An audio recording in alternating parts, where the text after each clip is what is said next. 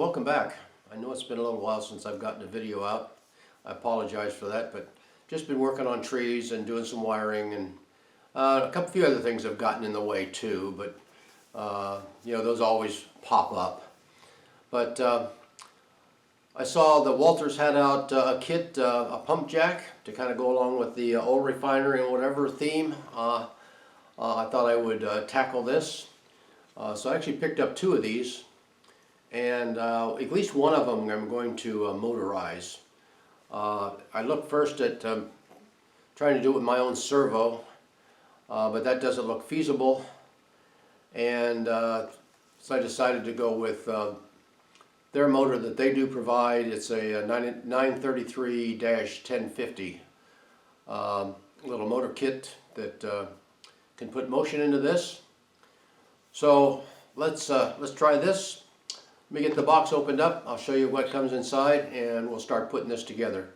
I've opened the box and first pulled out the instructions.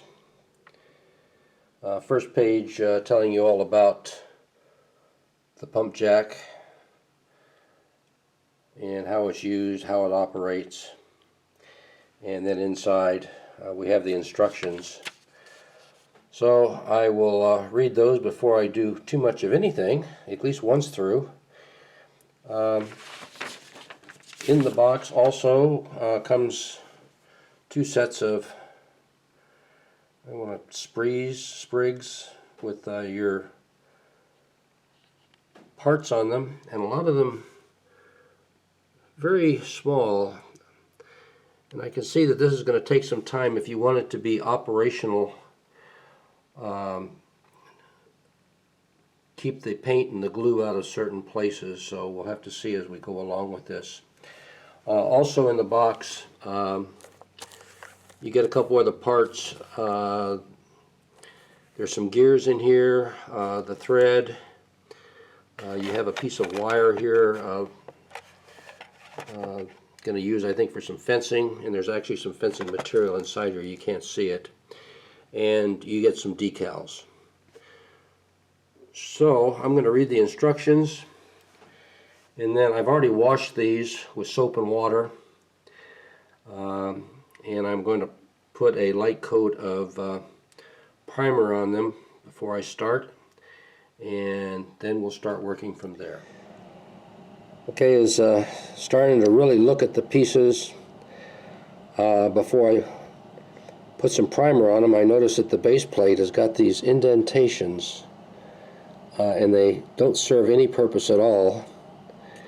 And I know when I painted it, they're going to show up quite a bit. I'm going to try to put some model putty down in there, and then try to sand them back out again and go from there. I have roughed up the surface a little bit. You'll find some flashing around, and some of these parts are so small, so delicate. I'm kind of selecting the ones I want to paint and which ones I don't want to paint right at this moment. Okay, I've cleaned up those shallow spots. I used the Squadron Products white putty to do that. So we have that problem, I think, fixed. We'll give it a light coat of primer and go from there. And here's the finished base for it. Taken the depressions out of it that were in there. I've just painted it with primer, but it looks pretty much like concrete, so I may leave it. I'm just going to dirty it up a little bit with some washes, and we'll have the base done. So the first thing they want you to do, though, is put the gearbox together.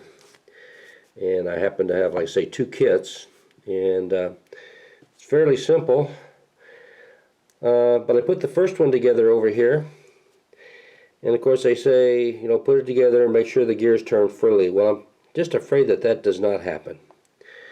Now I'm pretty sure that the motor will turn them, but the gear just, it'll move, but you can feel it's kind of glitchy. So I opened up the second kit that I have and went through it. Like I say, here you can see the gears. And once again, I just kind of held it together and turned it, and it sure has the same glitchiness. So once again, I think the motor is going to be able to turn it, but we'll see once the motor gets here, and I'll try to make sure that it operates before I actually install it. So I started to work on the arms for the gearbox, and this is the same part number. It's part number 12, and in the picture here you can see the one has a bit of a nub on it, and the other one is flat. If you turn them over, they're both flat. So nothing in the instructions tell you if that nub is there for a purpose. So when I installed these, I put these both the flat side toward the gearbox, and I left that nub sticking out just slightly. Okay, we're back here and bring you up to date. This is one of the brackets that they have, goes on the gearbox that holds the motor platform in place. And it was just due to a bit of a poor, I guess, when they injected the plastic in, it was a little weak in one spot, and it bent right over on me, and I had to go behind here. I had some real small round stock. I glued a piece on the back of that. And that, fortunately, that's on the inside. Once you paint it, you won't see that, but you're going to find a couple of these pieces. My ladder in the kit is the same way. Just a bit of a poor pour, and so you're going to have to deal with some of those. Gearbox I've got assembled. Arms move very freely when you move them this way, but when you move them down here, it's a little glitchy, so we'll see what happens. Now, when I pre-painted most of the arm up, I didn't paint the center here just so to have some good plastic to do.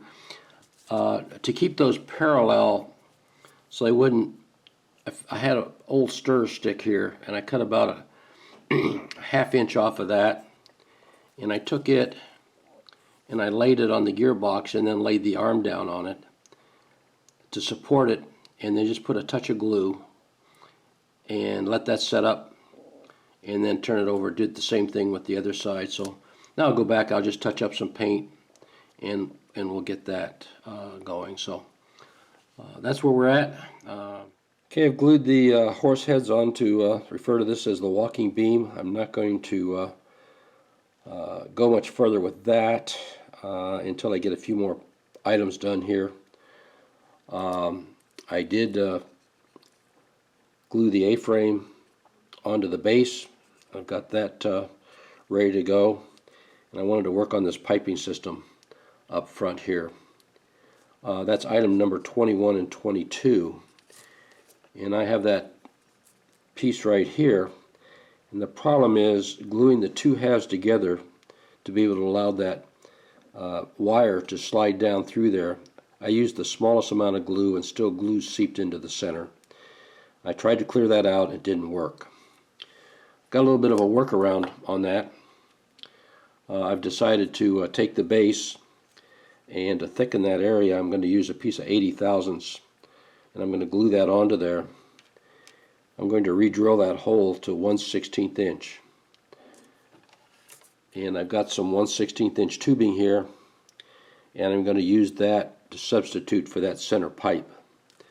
And I'll cut those side pieces off and use those to glue those back on the base to this piece of brass tubing, and then paint everything up. So that's my workaround. I do have a call into Walthers. They were very nice to return my call, and they were going to get me a couple answers on the gearbox assembly, also exactly how this motor assembly is attached to the gearbox. So when I get the answers back from them, I'll pass them on to you.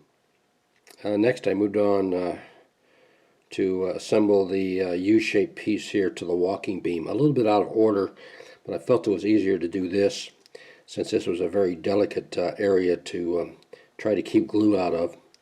I put a counterweight on here, and there's a saddle there, and I hung the beam on that, and then I took item number 10, a very small clip, and put a small amount of glue on the back side, you know, kind of, just don't get it near the joint there. Put it on there and clamp that together and let that sit for a bit. and then turned it over and I put a drop of glue where this little nub comes through here.